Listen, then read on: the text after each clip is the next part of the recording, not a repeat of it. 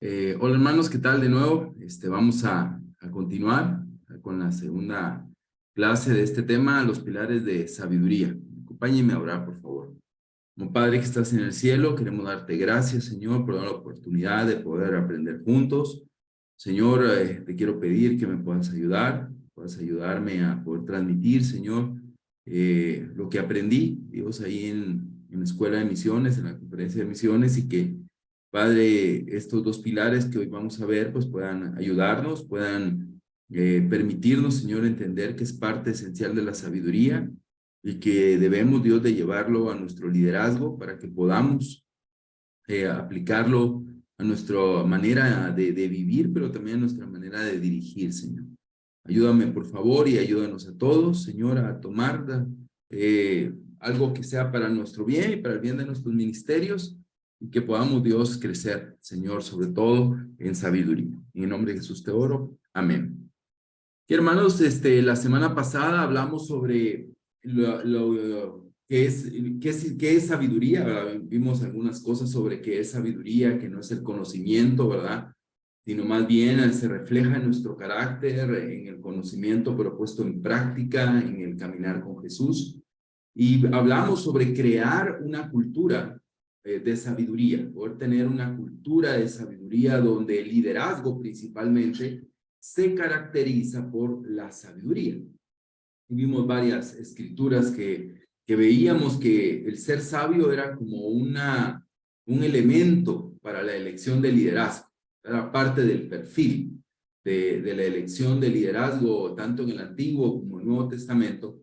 Vemos que la sabiduría estaba por encima de tal vez hasta el talento. Ay, y vemos lo importante que es la sabiduría. Y hablamos un poco sobre los pilares de la sabiduría.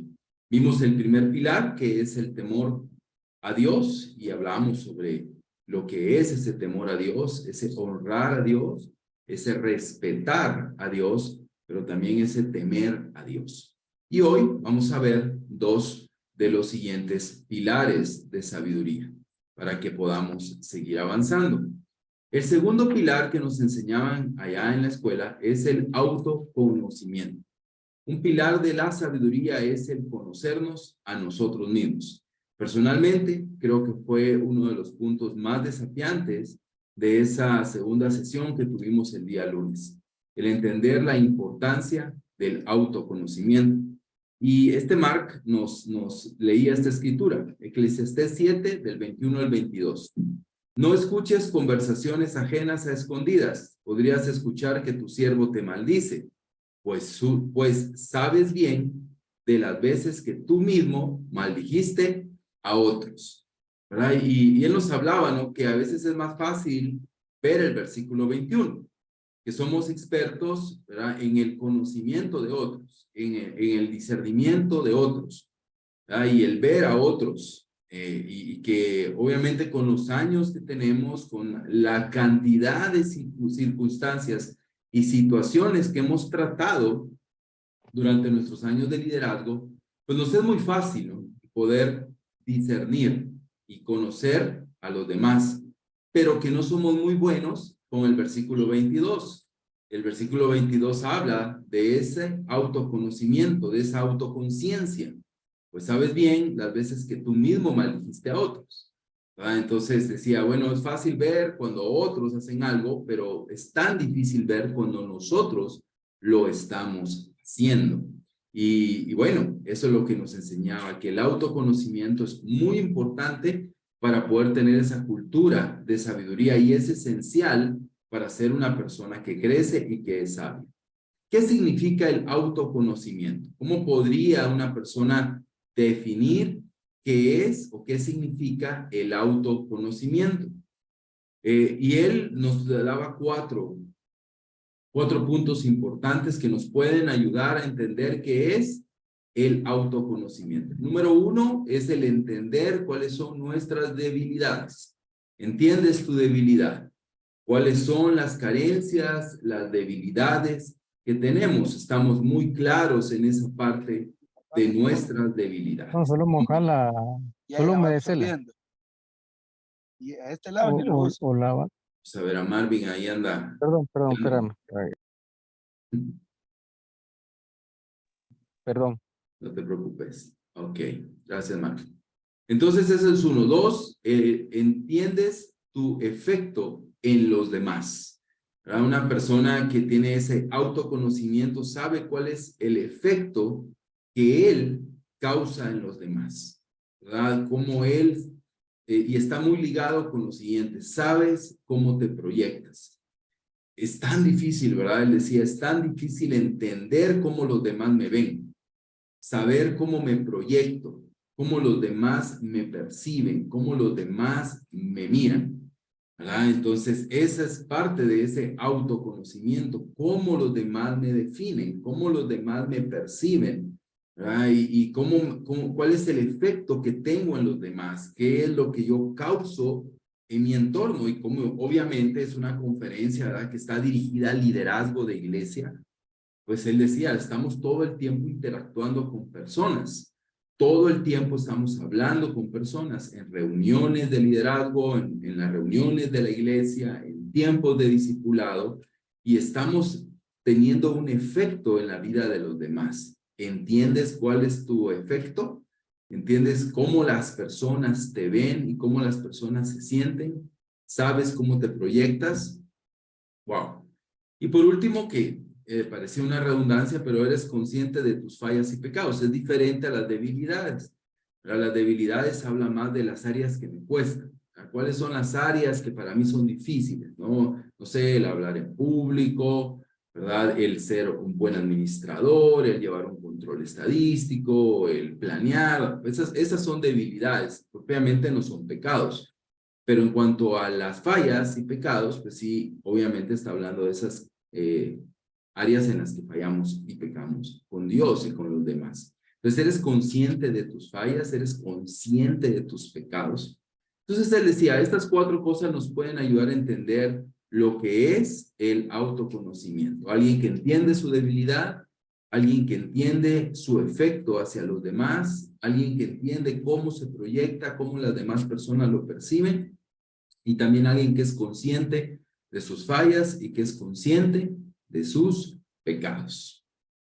Entonces, algo que veíamos es esta escritura. Entonces dije, ay de mí, porque perdido estoy, pues soy hombre de labios inmundos. Isaías 6:5. Aquí vemos que Isaías era un hombre que estaba muy claro de quién era él. Estaba muy claro. Hablamos un poco de esta escritura la semana pasada en cuanto al temor, ¿verdad? Cómo él sintió miedo frente a Dios.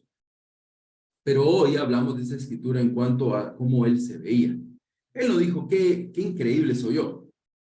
Soy un elegido, porque estoy frente a la presencia de Dios. No, él rápidamente entendió quién era él. Entonces él vio, yo soy un hombre de labios inmundos, que vivo en medio de un pueblo igual. Entonces, su autocomprensión, su autoconocimiento, es clave en la narrativa de Isaías 6. Si Isaías no hubiese estado claro de quién era él, esa autoconcepción, ese autoconocimiento, esa autoconciencia que él tuvo de sí mismo, fue la que desarrolló el resto de los versículos. Si él no hubiese estado entendiendo de quién era él, pues definitivamente esto hubiera afectado, la narrativa no sería la misma, no sería la misma. Él hubiera acercado tal vez a Dios, ofreciendo como aquellos hijos de Aarón, ¿no? Fuego, ¿verdad? Extraño, que no entendían, no comprendieron quiénes eran ellos y ante quién estaban. Isaías era distinto, ¿no? Este gran profeta entendía quién era él comprendía, él tenía un autoconocimiento muy importante. Edwin Friedman nos compartían, dice esto sobre las organizaciones. Dice, las organizaciones saludables tienen una cultura que se centra en el autoconocimiento del líder, en lugar del método o la técnica. Bueno, este experto, ¿verdad?, en organizaciones, enseña esto, que una organización saludable, en este caso, pues también una iglesia es una organización, una empresa, una ONG, tiene una cultura que está centrada en el autoconocimiento del líder. Hay un trabajo, obviamente, en las últimas décadas o años sobre el enfoque de esa autoconciencia del líder. Si el líder se conoce, si el líder se entiende todo lo que vimos anteriormente, esta persona va a hacer cambios profundos y va a poder avanzar de una manera distinta, una manera más saludable. En lugar de estar enfocados en métodos, en estrategias o en técnicas. Como líderes, podemos nosotros a veces estar más enfocados, nos decía Mark, en qué hago, cómo hago, qué cosas diferentes hago. Estamos en una situación compleja, ¿qué hago de diferente? ¿Qué cosa me invento, verdad? O qué nueva estrategia utilizo, qué plan, y estamos rápidos a eso, y no tanto a nosotros mismos, a entender que yo soy parte del problema y que tengo que tener un autoconocimiento, cómo me conozco, cómo me veo. Entonces, esto no es tan sencillo, ¿verdad? Él decía, es mucho más fácil leer libros que conocernos a nosotros mismos. O sea, es mucho más fácil estudiar una licenciatura, un doctorado, una maestría en teología, que conocernos a nosotros mismos. Conocernos a nosotros mismos requiere mucho esfuerzo. Tener una autoconciencia de nosotros mismos requiere un gran sacrificio. Es mucho más fácil sentar, una semana puedo leer un libro, puedo aprender muchas cosas, puedo decir, bueno, vamos a hacer esto, aquello, vamos a poner en práctica esto que leímos. Eso es mucho más sencillo, decía Mark, que sentarme y leerme a mí mismo. ¿Quién soy yo? ¿Verdad? ¿Quién soy yo? ¿Cómo las personas me ven? Entonces, aquí la pregunta del mío, ¿verdad? Bueno, voy a leer esta escritura antes de ver la pregunta. Está en Lucas 16, del 3 al 4, dice. El mayordomo se dijo a sí mismo, ¿qué haré? Pues mi señor me quita la administración. No tengo fuerzas para acabar y me da vergüenza mendigar. Ya sé lo que haré para que cuando se me destituya de la administración, algunos me reciban en sus casas. ¿Verdad? Este mayordomo astuto, ¿verdad? Este mayordomo astuto que es exaltado por su astucia, pero vemos que este hombre tiene una claridad en qué hacer para salir del meollo del asunto. Pero es una salida bastante parcial. ¿Por qué? Porque este hombre, por lo visto, no tiene el autoconocimiento de por qué él va a ser quitado de la administración. ¿Verdad? No vemos ninguna pizca en la parábola de un reconocimiento de su mala administración. Él no está sentado pensando, me van a quitar la administración, me van a quitar de mi puesto, ¿y por qué va a pasar esto? Él está rápidamente moviéndose de una manera astuta a cómo salir de la situación. Tiene un conocimiento parcial de sí mismo. Dice, no tengo fuerzas para acabar y me da vergüenza mendigar. Parece que sí se conoce, pero es parcial. No tiene un conocimiento profundo de sí mismo. Entonces, sin duda alguna, él saldrá de la situación, pero saldrá de una manera pasajera.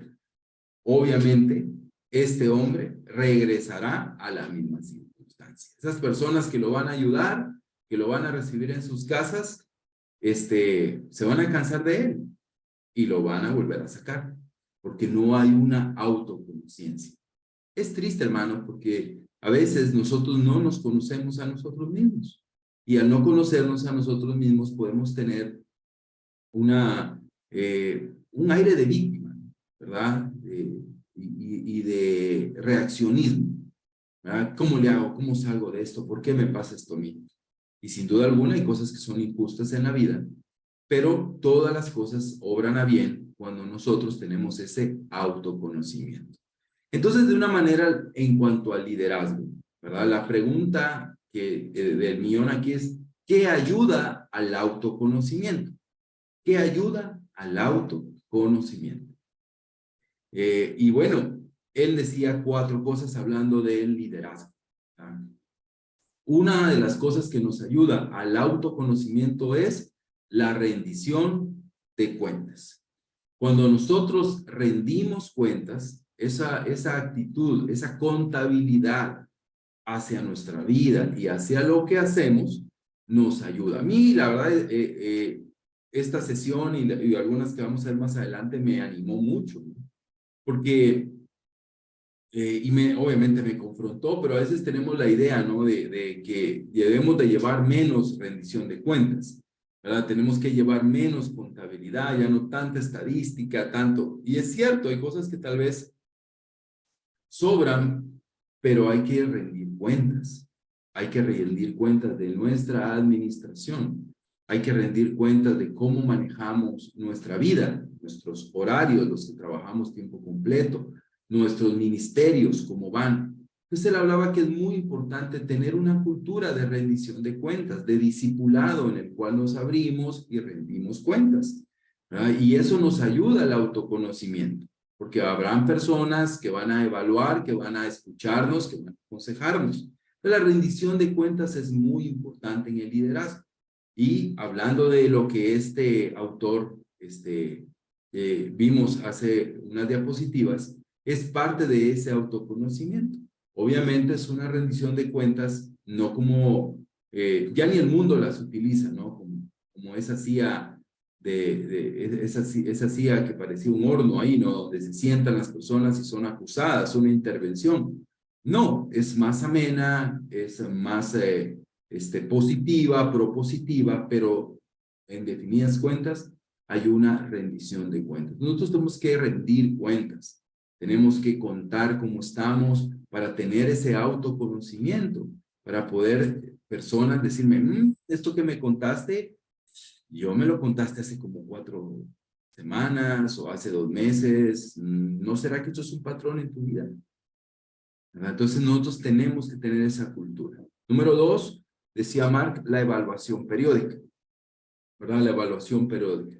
Y Mark decía que él, en su iglesia, ¿verdad? Y en su familia de iglesias, tienen evaluaciones periódicas de parte de los miembros hacia el staff, hacia los líderes, por medio de encuestas, por medio de también tiempos con grupos, ¿verdad? Pero se exponen a una evaluación periódica, ¿verdad? A que sean evaluados, evalúan sus prédicas, evalúan su liderazgo, evalúan cómo las personas los ven, ¿verdad? Y tratan de tener dinámicas de evaluación periódica. Entonces, esto, obviamente, como líderes sentimos, esto da miedo, yo no quiero que me evalúen, ¿no? Yo no quiero que la iglesia me evalúe, ¿verdad?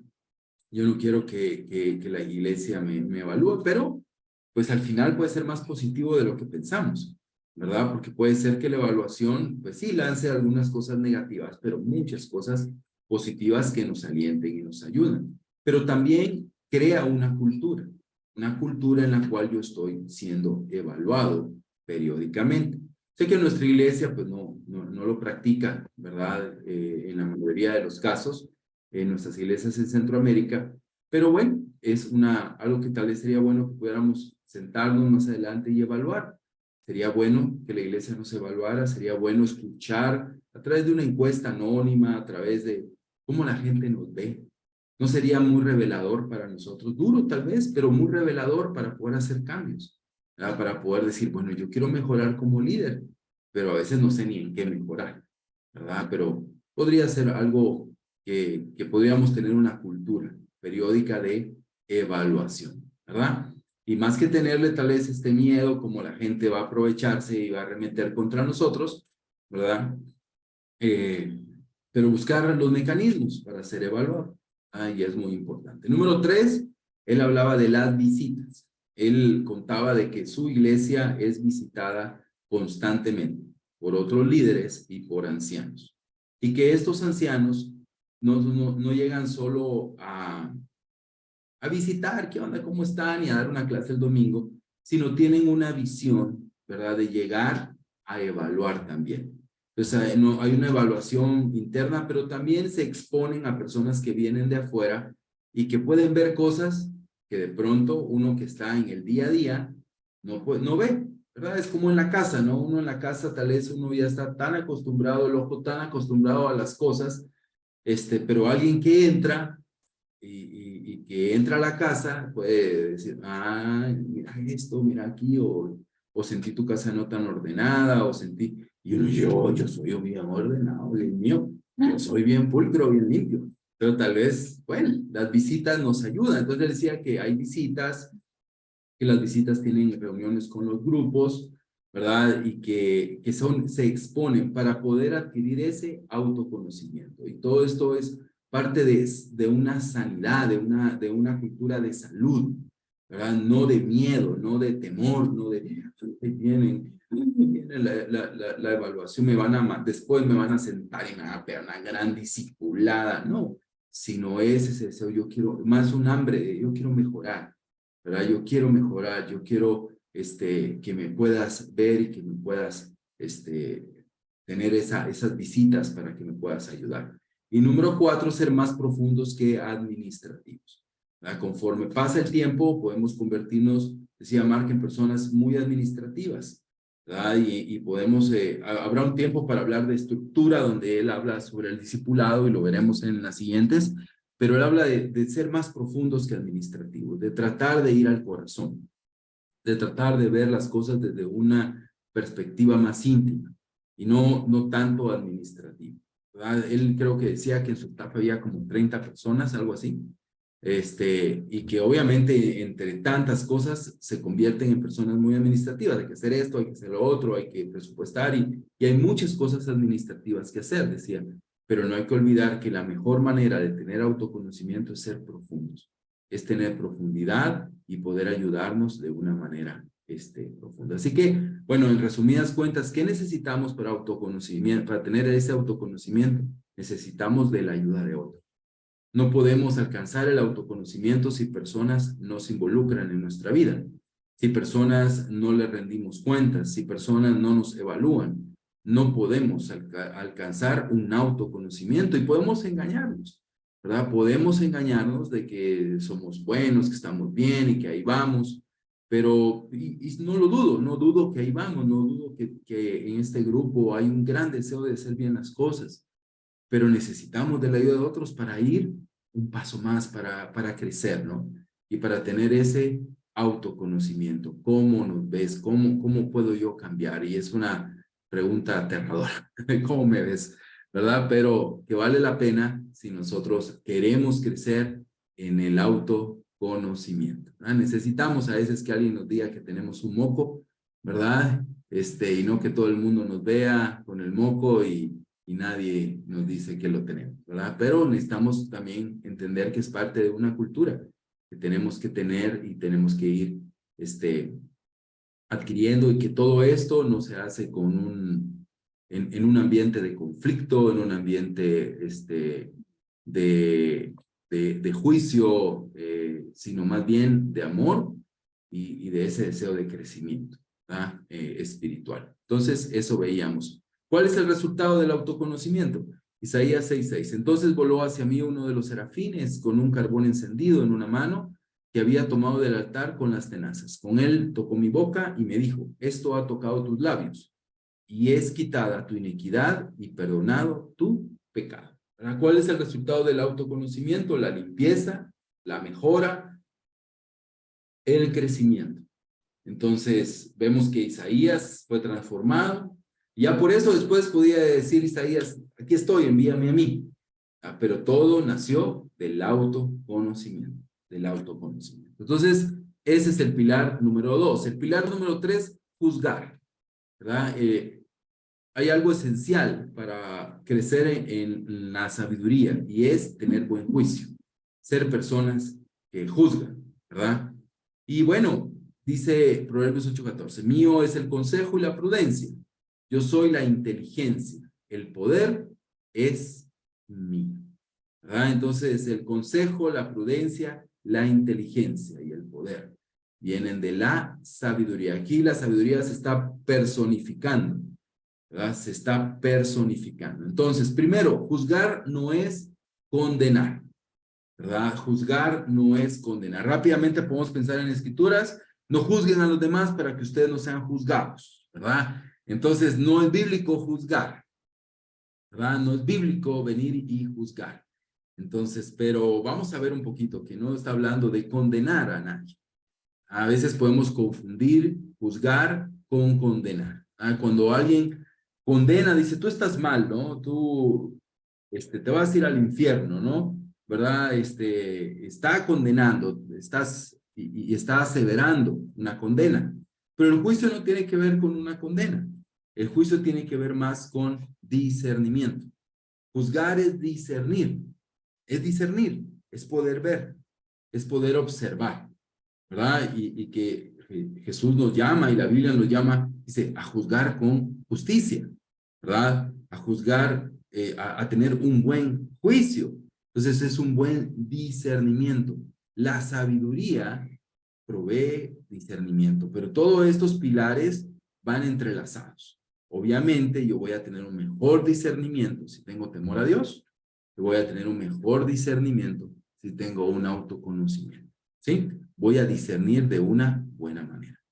En los momentos de crisis, cuando estamos viviendo crisis en nuestra vida, cuando estamos viviendo crisis en la iglesia, cuando estamos viviendo crisis en nuestros grupos, cuando estamos viviendo en crisis en el grupo, la iglesia, el ministerio que estamos dirigiendo, el buen juicio es lo mejor que puede ofrecer un líder.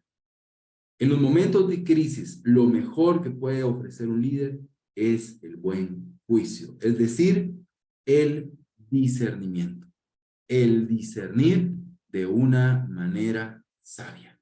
El buen juicio es lo mejor que puede ofrecer un líder en los momentos de crisis, ¿verdad?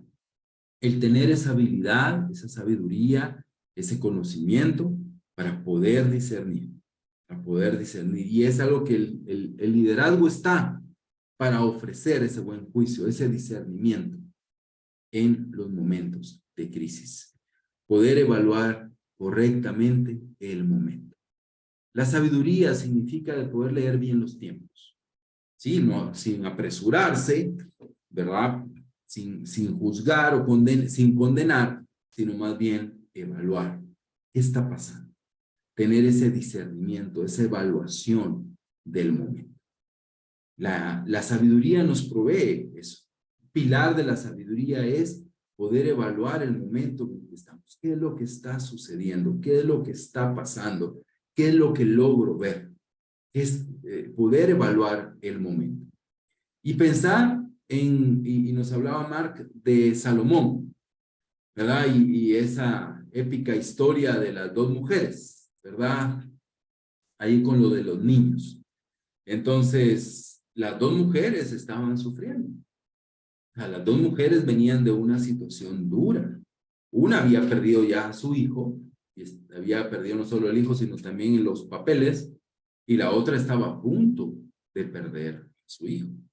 Entonces, ambas están en una situación compleja y difícil. Pero vemos que en su sabiduría, Salomón supo discernir. Supo discernir la situación. Rápidamente él se dio cuenta. Él tuvo la sabiduría, ¿verdad? Que viene de Dios, la sabiduría que cuando se la pedimos, dice Santiago, Dios la da sin limitaciones, dice Santiago. Él tenía esa sabiduría y pudo discernir. ¿Y qué hizo? Expuso el corazón. El líder sabio expone el corazón. Y es lo que él hizo. Él, con su actuar, su discernimiento, su decisión de matar al niño, dividirlo en dos, ¿verdad? Era una estrategia ¿para qué? Para exponer el corazón. Y eso hace el líder sabio. El líder sabio ayuda a las personas a ver su propio corazón, ¿verdad? A ver su propio corazón, expone el corazón. Tiene el discernimiento para ver y ayuda. ¿Cómo lo logra? ¿Verdad? Creando una cultura de juicio saludable. Una cultura de sabiduría en la cual él puede discernir y puede hacer esto. Preguntar, ¿cómo te sientes? Hacer preguntas. Leí un libro bien pequeñito, ¿verdad? Creo que no es un libro, creo que es como un ensayo, un artículo sobre las preguntas de Jesús y lo leí a finales del año pasado. Y es impresionante cómo Jesús preguntaba. O sea, realmente hay tantas preguntas y están tan bien categorizadas.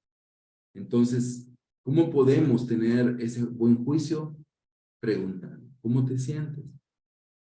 ¿Y qué hacemos después? Escuchamos. Escuchamos, escuchamos y escuchamos. ¿Y qué hacemos después? Seguimos preguntando. Seguimos preguntando, seguimos preguntando, ¿verdad? Y en esa dinámica de escuchar, de preguntar, podemos discernir. Podemos ver la situación. Podemos exponer los corazones a través de las preguntas, como Jesús lo hacía.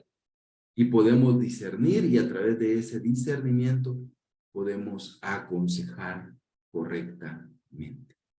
Vienen a nosotros con consejos normalmente. O esperando que nosotros demos un dictamen. ¿Vos qué pensás de tal cosa? Pero nosotros tenemos que aprender a preguntar, a escuchar, a seguir preguntando y a seguir escuchando para poder discernir. Y a través de ese discernimiento poder aconsejar. Y necesitamos poner toda nuestra atención en las personas, en las circunstancias y poder juzgar y poder ayudar a las personas. ¿Para qué? Para poder aconsejar correctamente y ser esos líderes sabios que pueden llegar con un juicio justo, con un discernimiento correcto, pueden tomar la mejor decisión y aconsejar de la mejor manera. Entonces, bueno, estos son los dos pilares que hoy quería compartir. Uno, el autoconocimiento y dos, el juicio. Son dos pilares que nos permiten ser personas sabias. Y bueno, animo, ¿verdad? A los diferentes ministerios que estamos acá, pues en los siguientes días poder abrir la plática. ¿Cómo podríamos crecer en nuestro autoconocimiento? ¿Cómo podríamos ser evaluados? ¿Cómo podríamos crecer para que nuestro liderazgo pueda ser también enriquecido y podamos levantarnos y poder tener ese buen juicio, ese discernimiento para poder ayudar a la iglesia en la crisis y en las decisiones cotidianas que como iglesia tomamos? Eso les quería compartir el día de hoy.